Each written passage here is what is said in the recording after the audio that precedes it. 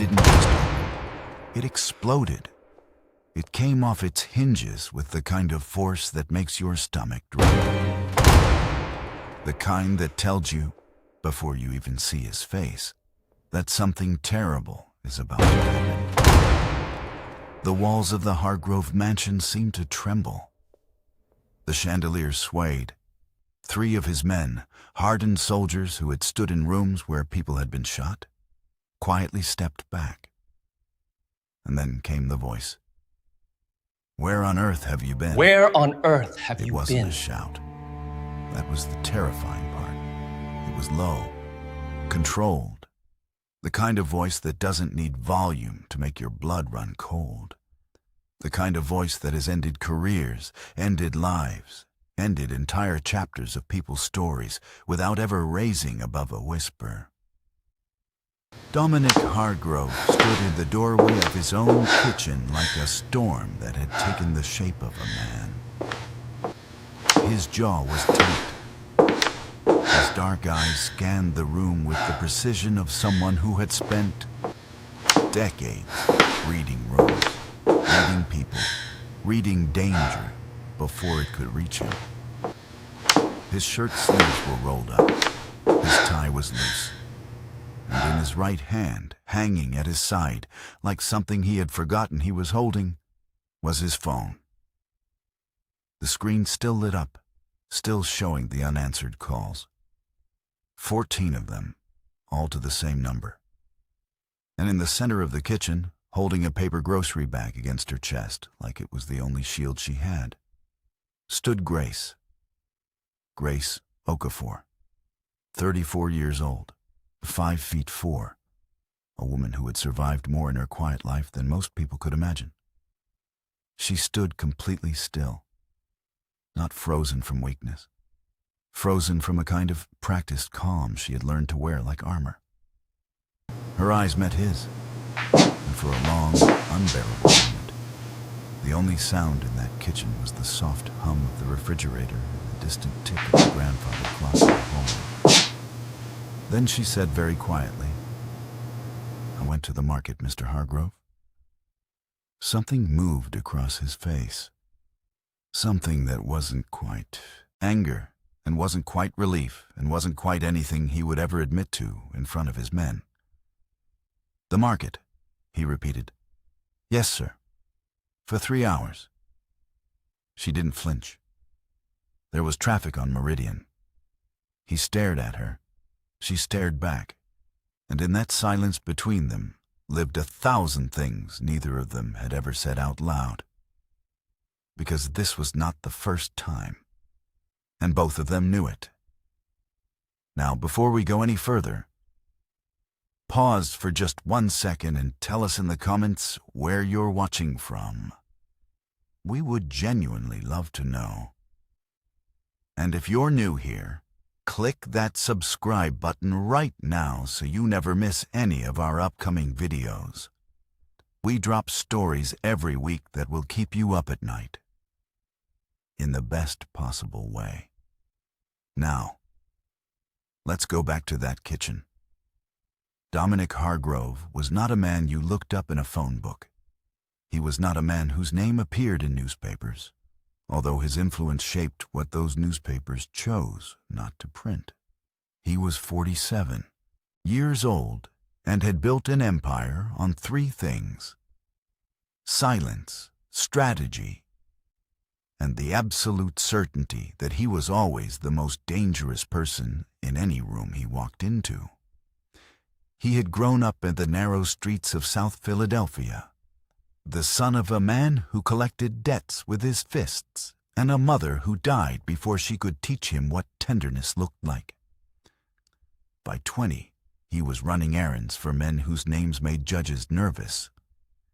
By 30, he was the man those judges were nervous about.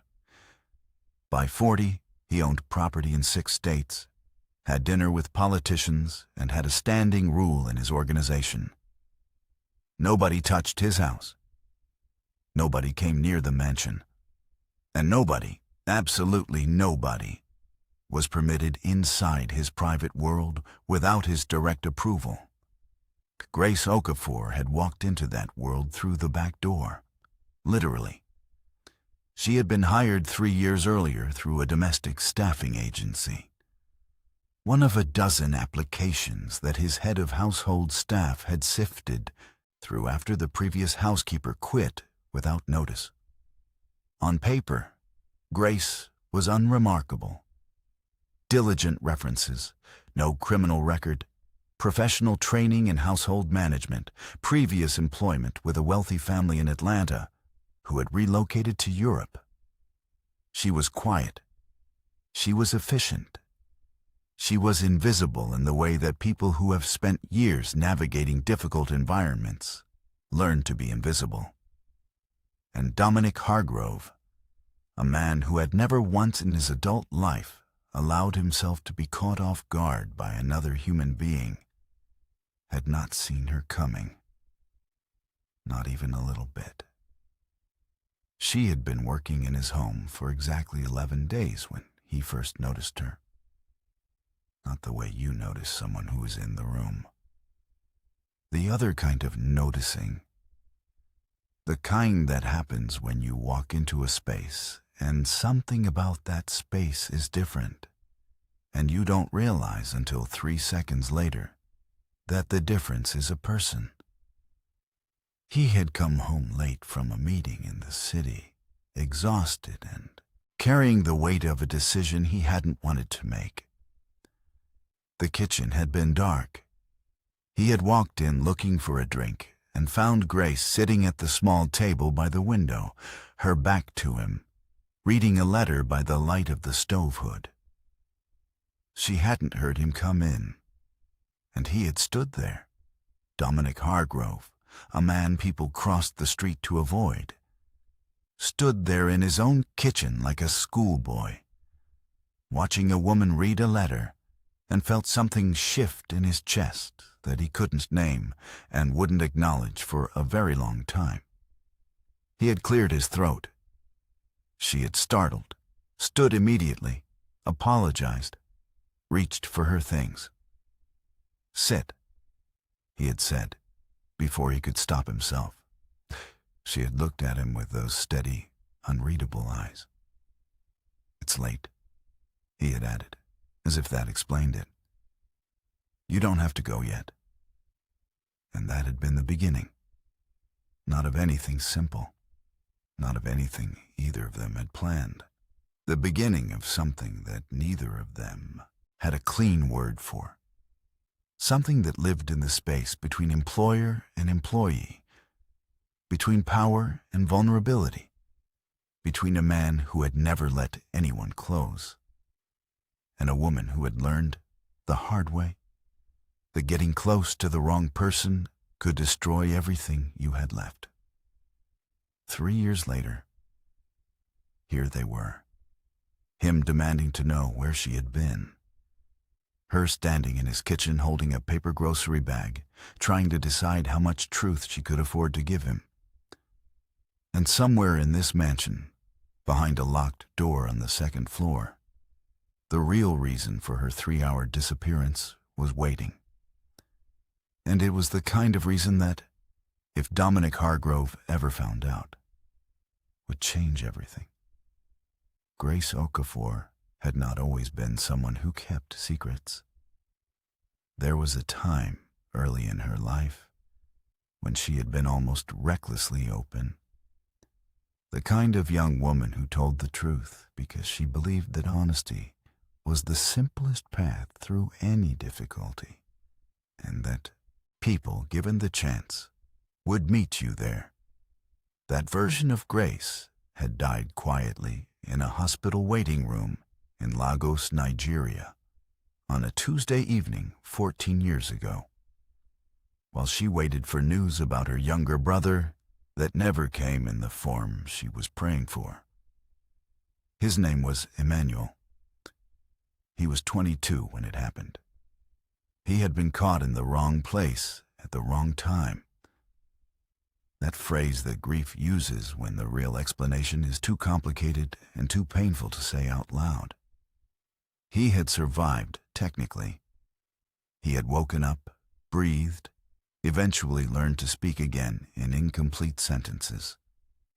But the Emmanuel who had woken up was not the Emmanuel who had gone to sleep. And Grace had spent the years that followed learning how to love someone who had become a stranger in the body of the person she had always known. She had come to America 4 years after that, not running away, she always told herself. Moving towards something, an opportunity, a contact, a chance to earn enough money to pay for the specialized care her brother needed back home. She had worked hard and quietly and without complaint. She had sent money home every month. She had built a small, careful life for herself inside the lives of other people's households. And then she had walked into Dominic Hargrove's kitchen, and her small, careful life had become something else entirely. Because the thing about Dominic Hargrove, the thing that his enemies never understood and his allies never appreciated, was that he was not, at his core, simply a dangerous man. He was a lonely one. The danger was the armor. The loneliness was the wound underneath it. And Grace, who had spent her entire adult life learning to see past the surface of things because the surface had always been the part designed to mislead her, had seen it almost immediately. She hadn't said anything. She had just done her job. Cooked his meals, maintained his home, managed his household staff with a quiet authority that made everyone, including men who answered to Dominic, instinctively defer to her. She had learned his preferences without being told. She had anticipated needs before they were expressed. She had treated him, always, with a steady, respectful professionalism that was, in its own way, the kindest thing anyone had offered him in years. Because most people who worked for Dominic Hargrove treated him one of two ways, with fear or with flattery. Grace treated him with neither. She treated him with the kind of steady, clear-eyed dignity that said, "I see you, not what you've built, not what you control, you." And Dominic Hargrove, who had not been truly seen by another human being in longer than he would ever admit, had not known what to do with that. What he had done, slowly and without fully acknowledging it even to himself, was become dependent on her presence. Not in a way he could point to. Not in a way he would ever discuss with anyone in his organization, where the perception of vulnerability was the most dangerous thing you could project. But in the quiet, private way that a man who has lived in a cold house for too long starts to arrange his life around the one room that is warm. He had started coming home earlier. He had stopped taking certain late-night calls in his office, started taking them at the kitchen island instead, on nights when he knew Grace would be working late. He had, on 3 occasions, canceled meetings that his lieutenants had spent weeks organizing. For reasons he gave that were entirely unconvincing, on evenings when something told him Grace was upset about something, and he couldn't leave until he knew she was all right. He had never said any of this out loud. He would not have known how. What he had done instead, in the way that men who don't know how to express what they feel often do, was become controlling. Protective in a way that had long since crossed the line into something else. He had quietly instructed his security team to know Grace's location at all times when she was off the property. He had arranged, without telling her, for a car and driver to be made available to her for any personal errands. He had, on one memorable occasion, shown up unannounced at the dry cleaner she used in the city. Not to confront her, he had told himself, just to make sure the neighborhood was safe. She had never said anything about any of it, but she knew. Of course she knew. Grace Okafor missed very little. What she had not anticipated was how quickly his need for control could tip into something that felt, on certain evenings, like being watched from inside a beautiful cage. She had told herself it was manageable. She had told herself she understood him. She had told herself the money was necessary and the situation was temporary, and that she would leave when the time was right. Then her brother's condition had changed. Then the medical bills had doubled. Then the one person in Chicago who had known her before any of this, the one person connected to the life she had left behind, had reappeared without warning and placed in her hands a secret so large and so dangerous that she had spent the last 3 weeks sleeping barely 2 hours a night, trying to figure out what to do with it. And today, while Dominic Hargrove had been sitting in 14 missed calls waiting for her to answer, she had been in the back of a nondescript cafe on the south side of the city, looking across a table at a man who should not have been able to find her. She had not gone to the market for 3 hours. She had been negotiating for her brother's life. The trouble had started 3 weeks earlier, on a Wednesday that had seemed, at its beginning, completely unremarkable. Grace had been folding linens in the upstairs hallway when she heard it. A name, spoken in a voice tight with controlled fury, coming through this partially open door of Dominic's study. She had not meant to listen. She had, in 3 years of working in that house, maintained a strict personal rule about proximity to conversations she was not invited to. But the name had stopped her cold. Emmanuel Okafor. 2 words. Her brother's name. Coming out of a room she was not in a house where no one was supposed to know her brother existed. She had stood completely still against the wall, the folded pillowcase pressed against her chest, her heart doing something violent and irregular inside her ribcage. The Okafor connection is a problem, the voice had said. Not Dominic. Someone else. A man she recognized as Marcus Webb, Dominic's second-in-command, and the person in the organization whose name, when spoken in certain tones, made other dangerous men go quiet. If the Nigerian side finds out we know about the Lagos account, the whole structure falls apart. We need a pressure point. There had been a pause. Use the girl, another voice had said. And then Dominic's voice, very quiet, very controlled.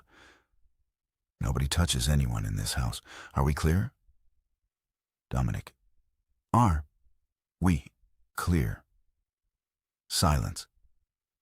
Grace had walked carefully back to the linen closet, placed the pillowcase inside, closed the door, and spent the next 20 minutes standing in the small bathroom at the end of the hall with the tap running, trying to breathe. She had not known, until that moment, that Dominic Hargrove's business had any connection whatsoever to her brother.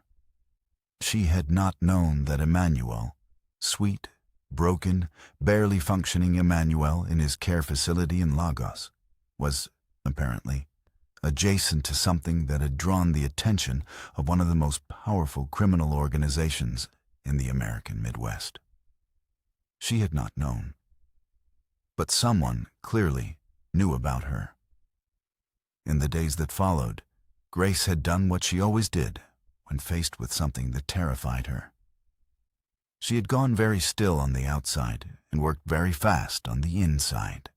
She had called the one person she knew who might have answers a man named Kofi, an old family friend who worked in international financial compliance and who had over the years become a quiet resource for information she couldn't get anywhere else. It had taken Kofi 11 days to find out what she needed to know. And when he had told her, on a Sunday night through a phone call she had taken in her car, parked 2 blocks from the mansion, she had sat for a long time afterward just staring at the steering wheel. Her brother Emmanuel, during the brief period after his injury when he had been mentally capable of managing financial affairs, had been used as a proxy account holder by a man in Lagos named Adeleke, a man who had, it turned out, connections to an international money laundering network that stretched from West Africa through Europe and into the United States. Emmanuel hadn't known what he was signing. He had been recovering, medicated, confused, and a man who said he was helping him had put papers in front of him and he had signed. Those accounts were now at the center of a federal investigation. And somehow, through channels Grace could not fully trace, Dominic Hargrove's organization had become aware of Emmanuel's name on those accounts. Whether Dominic himself knew about the connection to Grace, or whether his men had discovered it independently and chosen not to tell him, she didn't know. What she did know was that her brother was sitting in a care facility in Lagos, legally attached to accounts that powerful people on both sides of the Atlantic wanted access to, and that Grace, whether she had chosen it or not, was now standing directly between her brother and those people. The man who had contacted her, who had told her to come to the cafe today, was named Soren. She didn't know his full name. She didn't want to. He was European, soft-spoken, with the kind of stillness that she associated with people who had made their peace with doing terrible things. He had told her, with a politeness that was somehow worse than shouting would have been, that there was a simple resolution available to her. All she needed to do was provide him with one specific piece of information.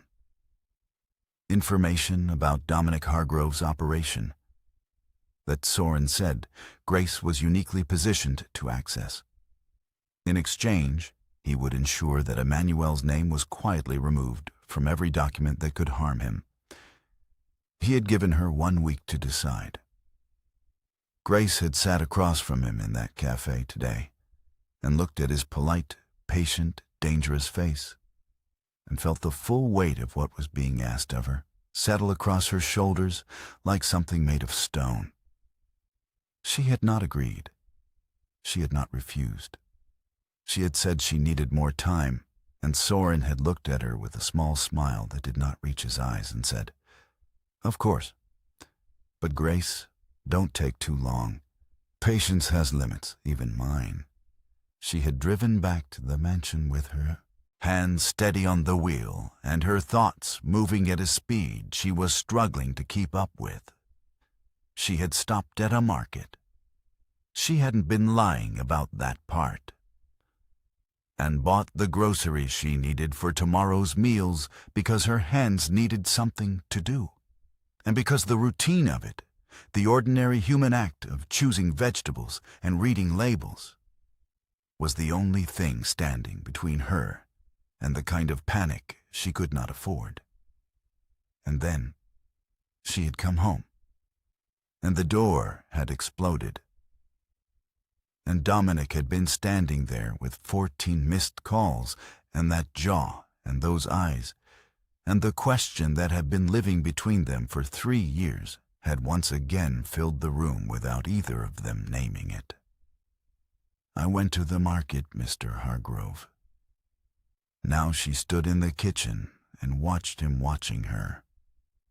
And for the first time in 3 years of careful management and studied calm, She felt genuinely uncertain whether she could hold the wall up. "You went to the market," he said again. He set his phone down on the counter, slowly, like a man placing a weapon within reach rather than putting it away. "For 3 hours, in the middle of a Wednesday. I had personal errands as well." "Personal errands." He said it the way someone repeats a phrase they're testing for the cracks in it. His eyes moved over her face with that precision she had learned to be careful about. Dominic Hargrove read people the way other men read maps, looking not for what was shown, but for where the edges didn't quite line up. "Yes," she said. "Grace." He said her name the way he always said it when he was about to say something he would regret. Quiet, almost careful. "Do you know what it felt like, calling you 14 times?" She hadn't expected that. Not the question, not the rawness underneath it.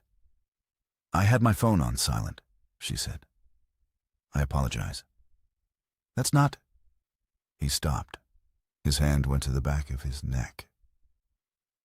It was the only nervous gesture she had ever seen him make. "That's not what I'm asking."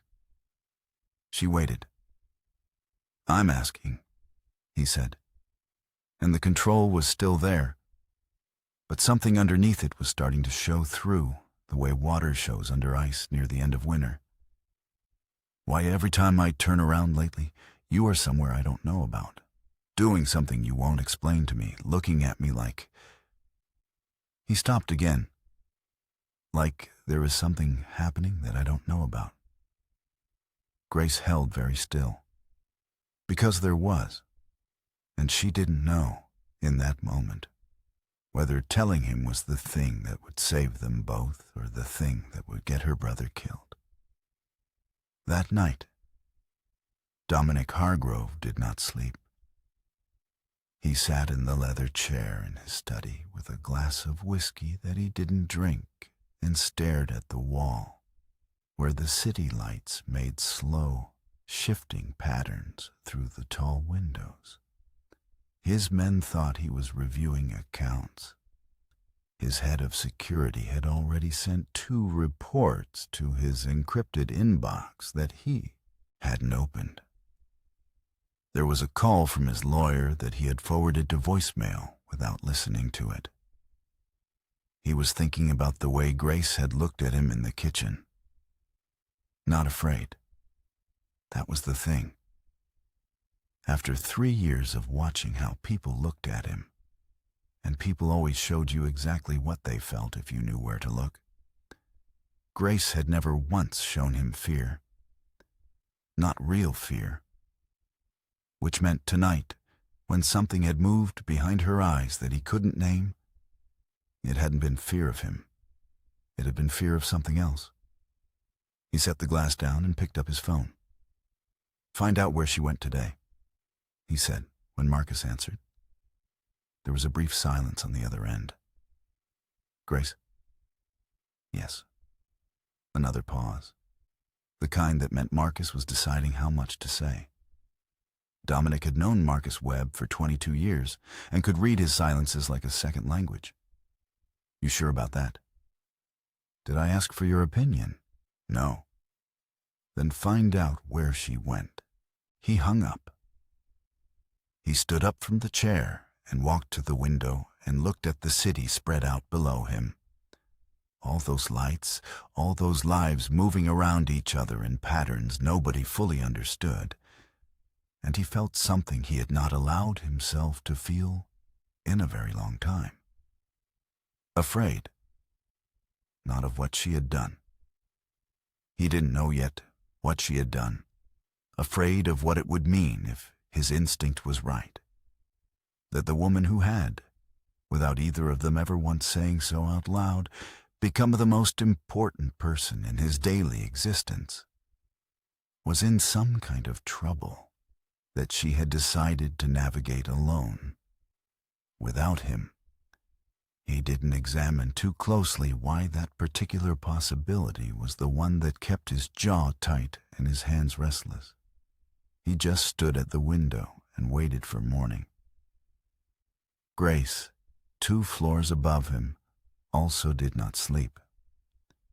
She lay in the small room she occupied at the east end of the mansion, a room that was comfortable and private and that she had, in 3 years, carefully kept as free of personal items as possible, because personal items were anchors, and she had always needed to believe she could leave quickly if she had to, and stared at the ceiling and ran through her options for what felt like the 100th time.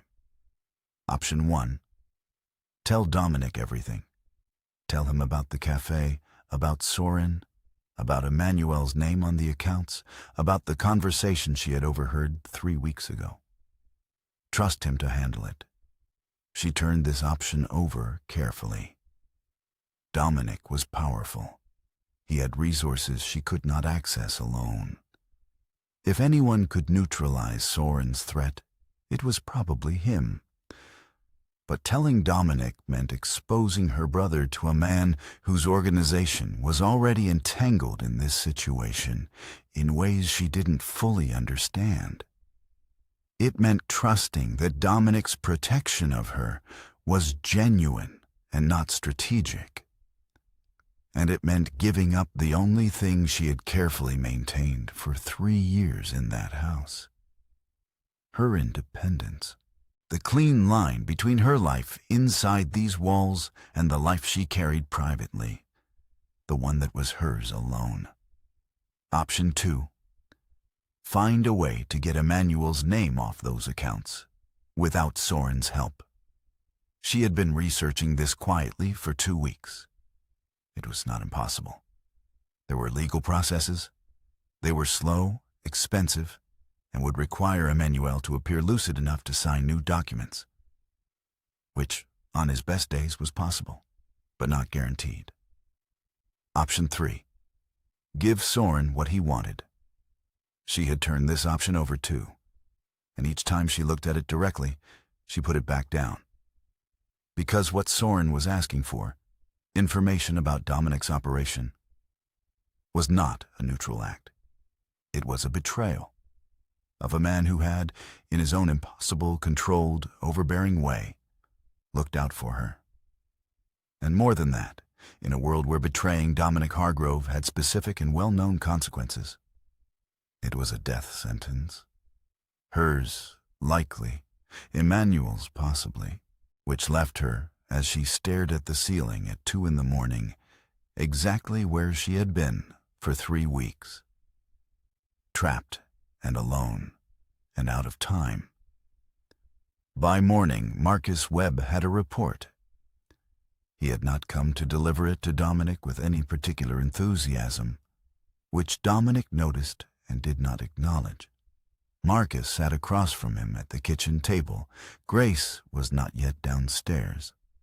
It was early, just past 6, and placed a single printed page on the surface between them. Dominic looked at it. She was at a cafe on Ashland, Marcus said. South Side, between 140 and 420. We pulled the exterior traffic camera. She met with one person. Male, European, approximately 50, silver hair. He has a name. Marcus paused. Soren Lindqvist. He goes by other names depending on the context.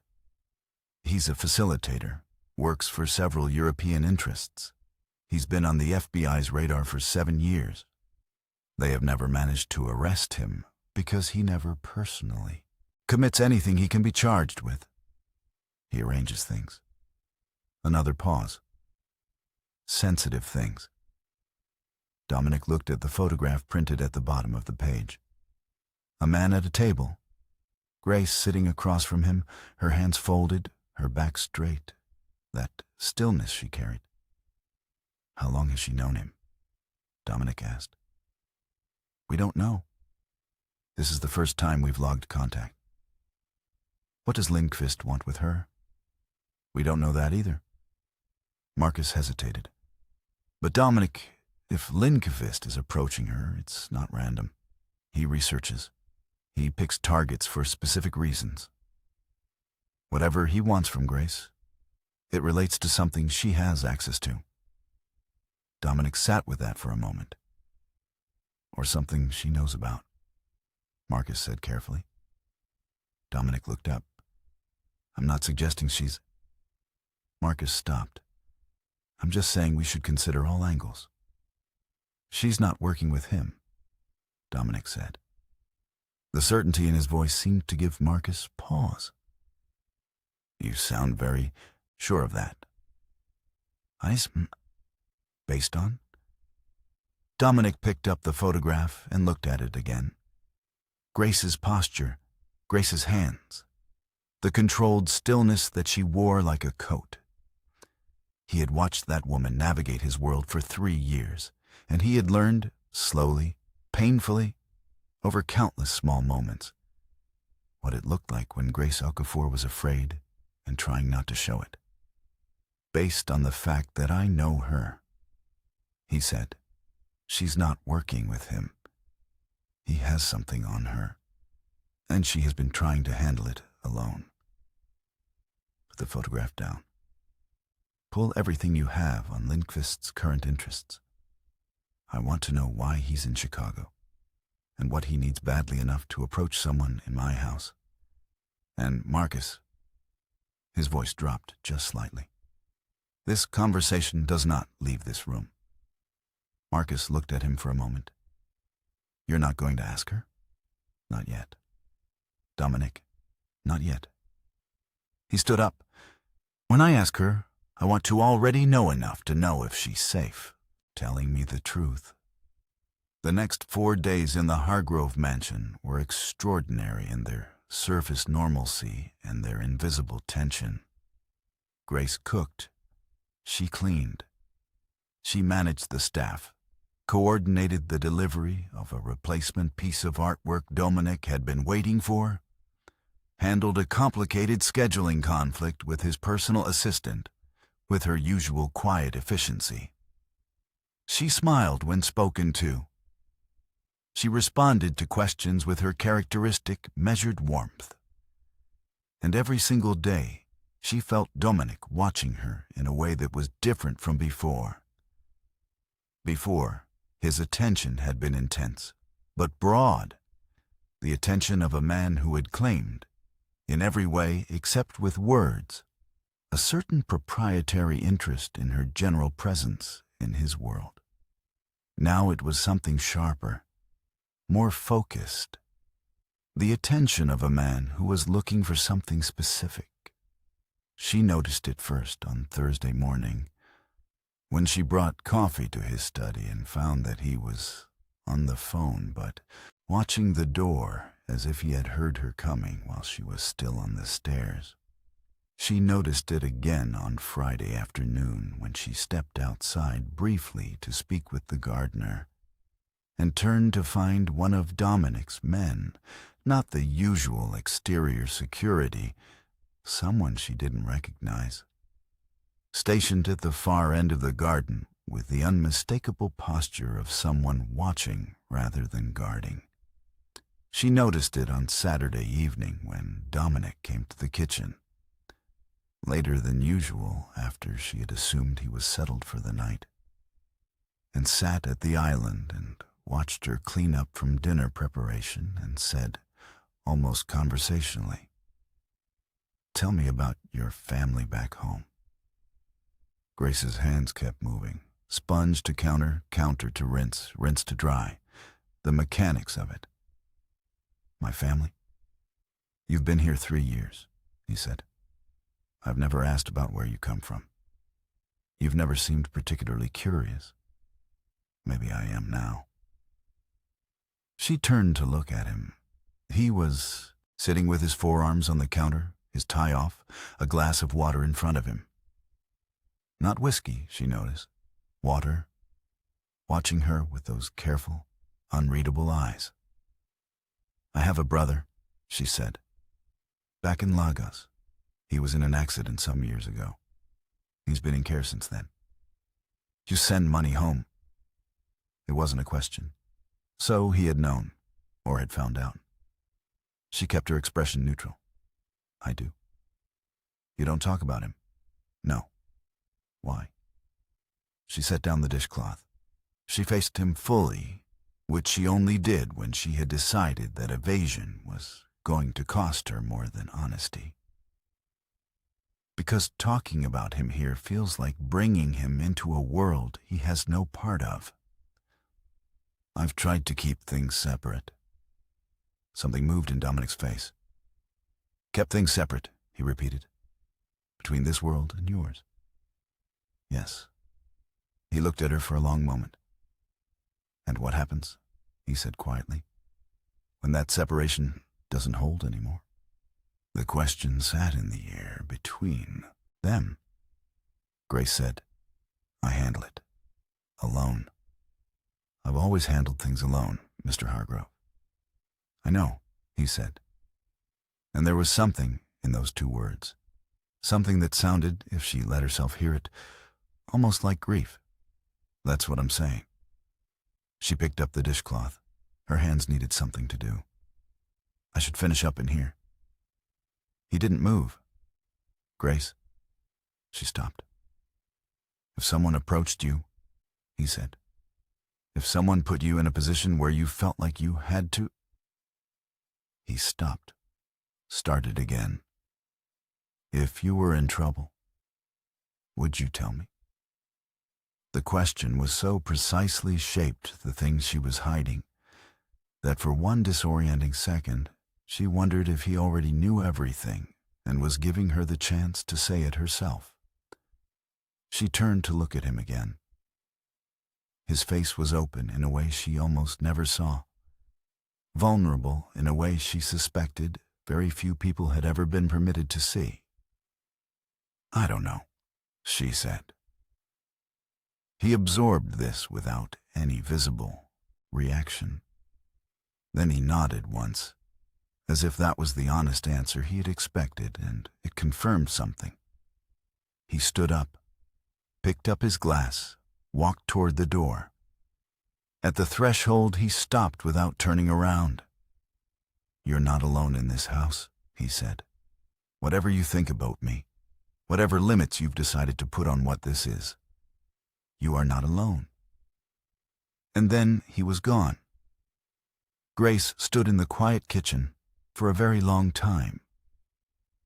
Soren Lindqvist called her on Sunday. She took it in her car, parked in the mansion garage with the engine off, the concrete walls around her making the space feel like a confessional. Your week is almost up, he said pleasantly. I know. Have you thought about my proposal? I have. And? Grace closed her eyes. The garage was dark and cool and smelled of motor oil, and she thought about Emmanuel in his room in Lagos, the way he sometimes had days when he almost seemed like himself, laughing at something on the television, calling her by her childhood nickname, reaching for her hand across the table. She thought about those days and what it would mean to take them away from him. I need proof, she said, that you can actually do what you're claiming. That you have the access to remove his name from those documents. A brief pause. You want proof of capability. I want to know you're not taking my information in exchange for a promise you have no intention of keeping. Cautious, he said. It sounded like a compliment. All right, I can provide documentation. Meet me Tuesday. The same place. No, she said. Not the same place. Another pause, longer this time. She felt him recalibrating. Where then? She named a different location, further from the mansion. Somewhere she had identified as having limited sight lines, less predictable traffic camera placement. She had been, in the past 2 weeks, doing her research. Tuesday at noon, she said. Fine, he said. And then, Grace, don't bring anyone. I never do, she said. She hung up and sat in the dark garage and tried to decide whether she was brave or whether she was simply out of options, and concluded that in situations like this, the distinction probably didn't matter very much.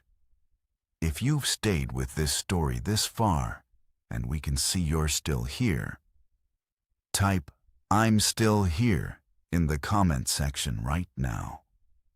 You're exactly the kind of person this story was made for. Dominic found out about the Tuesday meeting on Monday night. Marcus came to him with the information with the specific, careful energy of a man delivering something he knows is going to land badly. He placed the report on the desk and stood back. "She set up another meet with Lindqvist," Marcus said. "Different location this time. She's being careful." Dominic looked at the address. He looked at the time. "There's more," Marcus said. He placed a second document on the desk.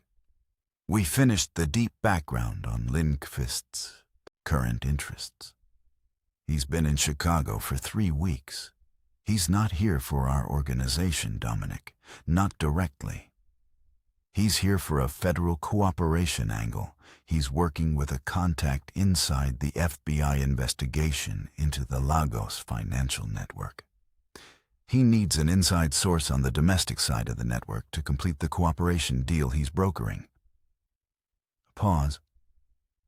"The FBI contact he's working with is someone we know, someone inside our operation." The room went very still. "Who?" Dominic said. Marcus set down a third document. Dominic looked at the name. The name was Raymond Cole. Raymond Cole had been Dominic's financial controller for 11 years. He was 61 years old, meticulous, quiet. The sort of man who appeared in the background of every significant moment without ever drawing attention to himself. He had been, Dominic had believed, completely loyal. Raymond made contact with the FBI 14 months ago. Marcus said, "He's been building a cooperation case. He needed a domestic pressure point, someone he could use to gather compromising information about our stateside operations without directly incriminating himself. He found Grace's brother through the Lagos account records. He brought the connection to Lindqvist and proposed using Grace as the unwitting source." Marcus stopped. "She doesn't know Raymond is involved. As far as she knows, Lindqvist is an independent actor with leverage over her brother. She doesn't know the whole thing was engineered from inside this house." Dominic sat completely still for a long moment. "Raymond," he said. "Yes." "Raymond set this up. He found her brother. He manufactured the leverage. He brought in Lindqvist. And he's been sitting at my table for 14 months building a case that uses the woman in my house as the instrument." "Yes." Another long silence. "And Grace," Dominic said. His voice was very quiet now. "She's been carrying this alone because she was trying to protect her brother. She had no idea who was actually behind it." "That's correct. She wasn't betraying me," he said. Not a question. Just a man making sure, out loud, that the thing he had already decided was true was actually confirmed. "No," Marcus said. "She was trying to save her brother without costing you anything. She was trying to handle it herself so nobody in this organization would become aware of the connection and use it against him." Dominic stood up. "Where's Raymond now?" "Downstairs, in the East Wing. He came in an hour ago for the monthly accounts review." "Keep him there," Dominic said. "Don't touch him. Don't let him know we know." "And Grace?" Dominic was already moving toward the door. "I'm going to talk to Grace." He found her in the library. She was sitting in the window seat with a book in her lap that she clearly wasn't reading, her eyes on the dark garden outside. She heard him come in and turned, and the look on her face when she saw his expression, a calm but completely stripped of the usual careful blankness, told him that she had been waiting, in some part of herself, for this conversation for a long time. He sat across from her. He didn't stand over her. He sat, because this was not the time for height or distance, or any of the other tools he used to maintain control of spaces. "I know about Soren Lindqvist," he said. The color shifted very slightly in her face.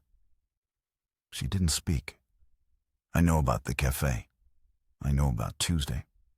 I know about your brother Emmanuel and the Lagos accounts." He paused. "I also know, as of about 40 minutes ago, who is actually behind this." She looked at him, those steady, careful eyes. "Who? Raymond Cole?" She stared at him. "Raymond." She stopped. He watched her process it, the way the pieces rearranged themselves in her expression, the way old confusion resolved into a new, sharper shape. "Raymond is inside your organization. He's been my financial controller for 11 years. She stopped again. Her hands, he noticed, had tightened around the book in her lap. "He manufactured this. He found Emmanuel. He gave Lindqvist the leverage to approach me. Yes. He's been building a case, using me as an unwitting source inside my operation." "Yes." She was quiet for a moment, a very particular kind of quiet. Not the absence of feeling, but the presence of too much of it contained in too small a space. "I was trying not to involve you," she said finally. "I was trying to handle it without." Her voice caught, just slightly, just enough. "If I could get Emmanuel's name off those accounts without giving Lindqvist anything that touched you, I thought—" "You thought you could carry it alone?" She looked at him directly. "I've been carrying things alone my whole life, Dominic." It was the first time she had ever used his name. Not Mr. Hargrove, not Sir, his name. And it landed in the space between them, like something that had, finally, been set down after being carried too long. "I know," he said. His voice was very quiet. "I know you have." He leaned forward. "But you are sitting in my house, carrying a weight that a man in my own organization put on you, using your love for your brother as a weapon, and you were going to handle it by yourself." He paused. "Why?" She looked at him for a long moment. "Because I didn't know if telling you would protect Emmanuel or endanger him," she said. "I didn't know what you would do with the information. I didn't know." She stopped. "I didn't know if I could trust you with the people I love." The sentence sat between them like a door that had finally been opened. "You can," he said. She looked at him. He looked back. And in that quiet library with the garden dark outside and the rest of the house completely unaware of what was shifting between these two people in this window seat, something that had been held at arm's length for 3 years finally closed the distance. "Let me take care of this," he said. "Raymond, Lindqvist, the accounts. Let me handle it. Emmanuel will be protected. You have my word." She looked at him the way she always looked at him, that clear-eyed assessment that had never once softened just because he was powerful. And he held that gaze without looking away, and something in what she found there made her exhale. Slowly, like setting something down. "Okay," she said. Raymond Cole was removed from the Hargrove organization that same night. Dominic handled it personally. which was rare enough that it sent its own message through every level of his operation without anyone having to say a word. By Wednesday morning, Raymond had been quietly delivered to the attention of a federal attorney whose interests were under the particular circumstances Dominic's lawyer arranged. Better served by Raymond's cooperation in a different direction entirely.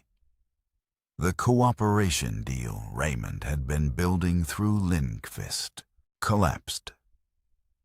The leverage over Emmanuel's accounts was dismantled by a legal team that Dominic had working through the night by Tuesday, and a financial specialist with contacts in the Lagos legal system who owed Dominic a favor he had never called in, had Emmanuel's name formally removed from the relevant documents by Thursday afternoon. Soren Lindqvist arrived at the Tuesday meeting place to find that Grace was not there. He did not remain in Chicago beyond the following morning. None of this was tidy. None of it was without cost. There were conversations Dominic had to have with people whose patience he had to rely on, favors he had to call in that he had been saving, difficult reckonings in his own organization about how far a trusted insider had penetrated something they should never have been able to touch. The aftermath rippled outward through his operation for weeks. He managed it. He had managed worse. What he had not managed before. What he discovered in the strange, disorienting days that followed was the sensation of having been fundamentally changed by something he couldn't entirely control. On the Thursday afternoon, when the confirmation came through about Emmanuel's accounts, he went to find Grace. She was in the garden. She did that sometimes in the late afternoon. Walked the perimeter of the garden slowly, not exercising exactly, just moving, as if she needed the sensation of open space after hours inside the structured world of the house. He had watched her do it many times from his study window without ever going down. Today he went down. She heard him on the gravel path and turned. She looked at his face. "It's done," he said. She said nothing for a moment. Then she sat down on the stone bench at the garden's edge. Simply sat down, like her legs had made a decision independently, and pressed her hands over her face. He sat beside her, not touching, just present. After a while, the sound she was making resolved itself into something that was not quite crying but was adjacent to it. The sound of sustained tension finally releasing, the involuntary noise of a body that has been braced against something for weeks and has been told it can stop. He stayed. When she lowered her hands, her eyes were bright, but her expression had that steadiness again. That particular grace steadiness that he had come over 3 years to understand was not absence of emotion, but mastery of it. "I called Emmanuel this morning," she said, "before I knew, just to hear his voice." A pause.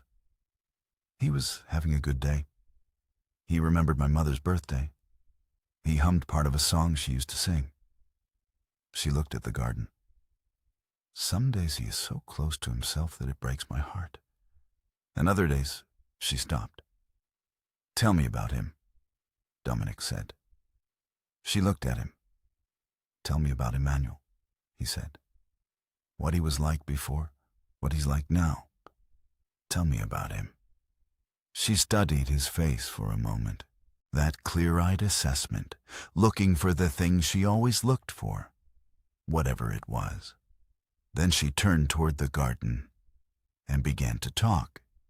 She talked for a long time about Emmanuel at 12, chasing her through their mother's kitchen, about Emmanuel at 19, the first one in the family to get into university, how he had called her from the admissions office, the sound of his voice, about the accident and the weeks afterward, and the strange, grief-adjacent experience of loving someone who was still alive, but transformed. About the care facility, the staff she had learned to trust, the small dignities she paid for from every month's wages. Dominic listened. He asked questions, small ones, the kind that showed he was tracking the story rather than waiting for it to end. And he noticed, somewhere in the middle of it, that Grace had unconsciously turned toward him on the bench. The way people turn toward warmth, they stopped trying to resist. When she finished, the garden was nearly dark and the lights of the house were coming on behind them. "I owe you an apology," Dominic said. She looked at him. "For what?" "For the way I've managed this situation. For the watching, the controlling, the 14 calls." He paused. "I told myself it was protection, and it was in part. But it was also—" He stopped, started again. "I don't handle uncertainty well, particularly where you're concerned, and I expressed that in ways that were not—" He seemed to search for the word. "Not fair to you." Grace was quiet for a moment. "You were afraid," she said. Not a challenge, a statement. The same clear-eyed directness she applied to everything. "Yes. People do damaging things when they're afraid," she said. "I know that better than most." "Is that forgiveness or just an observation?"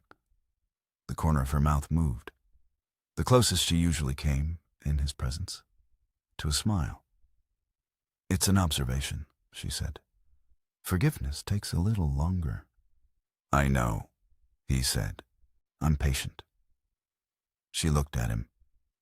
"Since when?" "Since I figured out it was the only way you were going to stay." The words were out before he had fully decided to say them. They sat in the garden air between them, and for a moment neither of them moved. Then Grace said very quietly, "I wasn't going to leave." He looked at her. "Even in the worst of it," she said. "I wasn't going to leave." He absorbed this. The lights of the garden came on automatically, low and warm, and in that light she was looking at him the way she almost never allowed herself to. Directly, without the professional distance, without the careful management of what she let him see. "What do we do now?" he asked. And the question was not about the organization or Lindqvist or Raymond or any of it. They both understood what it was about. Grace looked at the garden for a long moment. "I think," she said carefully, "we do something neither of us has been particularly good at." "Which is?" "Take it slowly," she said, honestly, without— She gestured vaguely at the mansion behind them. All of this standing in the way. He looked at the mansion. He looked back at her. "The mansion is still going to be there." "I know, but it doesn't have to be between us." He thought about this. He thought about the version of himself that stood at windows and watched and counted missed calls and sent men to find out where she had gone. And then he thought about what it had cost her to carry alone the weight she had been carrying. And he felt, quietly and with unusual clarity, the understanding of something he had not previously let himself know. He had not been protecting Grace Okafor. He had been protecting his claim on her. And those two things were not the same. They had never been the same. And the only way to become someone worthy of actually protecting her was to understand the difference. Slowly and honestly, he said, "Yes, I can do that." She looked at him. That small movement at the corner of her mouth. "I'll believe it when I see it." "That's fair," he said. And for the first time in 3 years, In the quiet of a garden at the end of an extraordinary week, Dominic Hargrove laughed.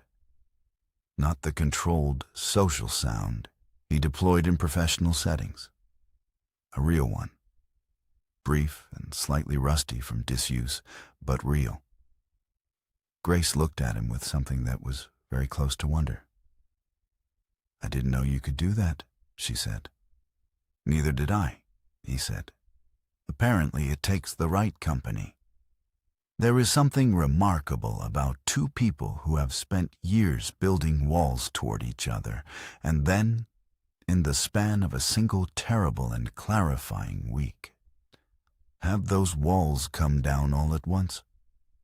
What remained between Dominic Hargrove and Grace Okafor after that week was not simple. Nothing about their situation had the clean edges of a straightforward story. He was still who he was, a man whose world had weight and shadow and consequences that didn't disappear because he had arrived late at a better understanding of himself.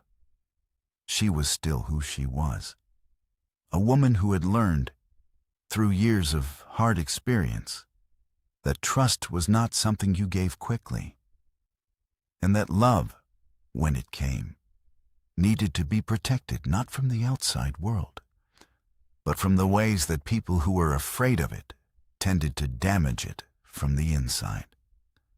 But something had shifted, fundamentally, in the way that things shift when the truth has finally been said out loud between two people who have been circling it for too long. In the weeks that followed, Dominic made changes. Small, deliberate, non-dramatic changes. He stopped having Grace followed. He stopped checking her location. He gave back to her the phone numbers she had kept private, and when she went out, he did not call it unless she had told him she would be reachable.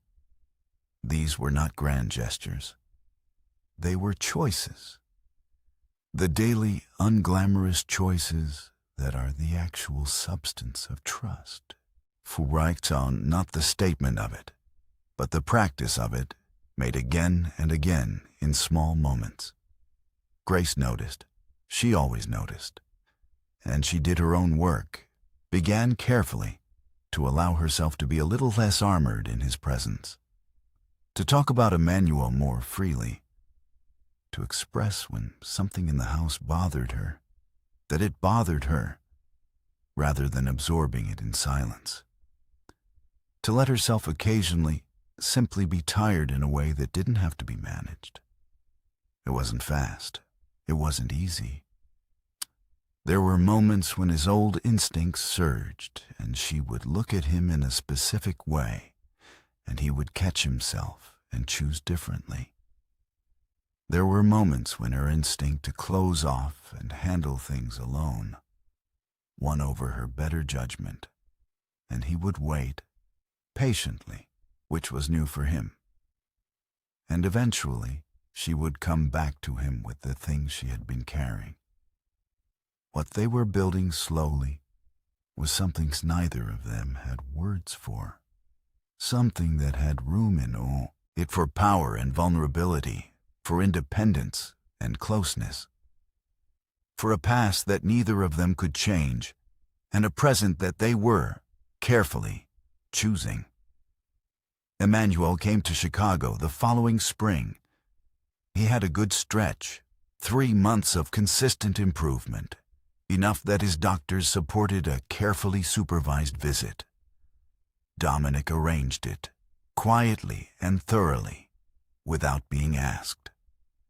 A private medical escort, accommodation that met the specific requirements the care team outlined. A schedule that was gentle and unpressured. Grace did not say thank you.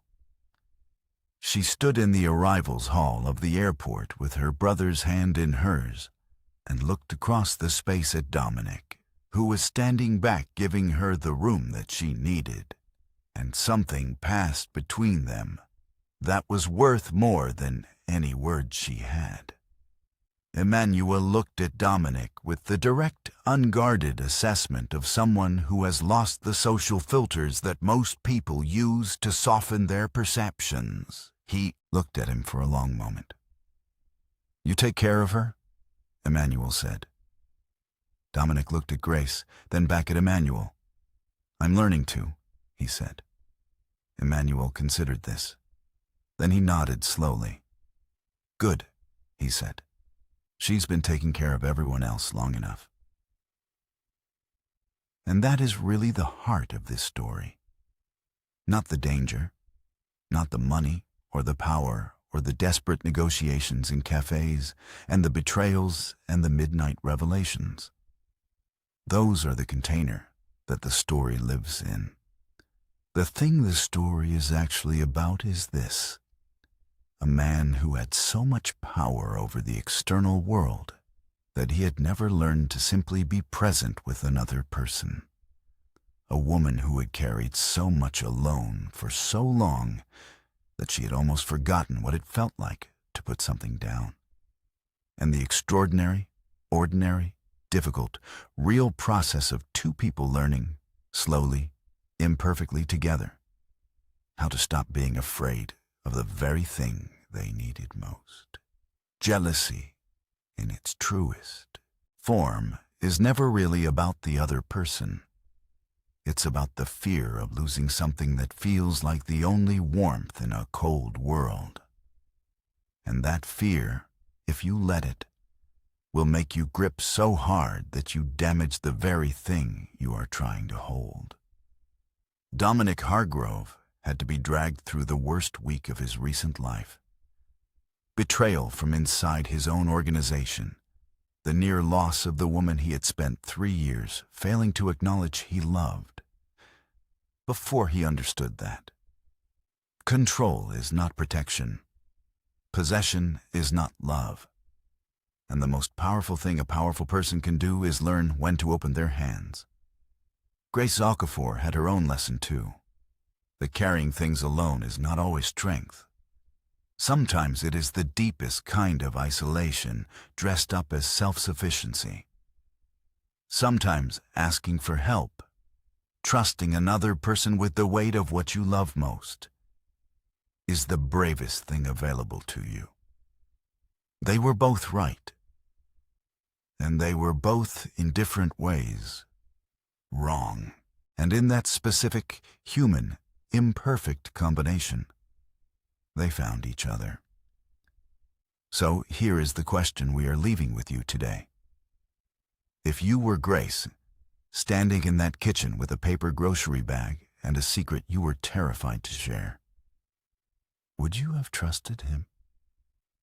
And if you were Dominic, sitting in that garden, finally understanding the difference between protecting someone and controlling them, do you think he changed in time?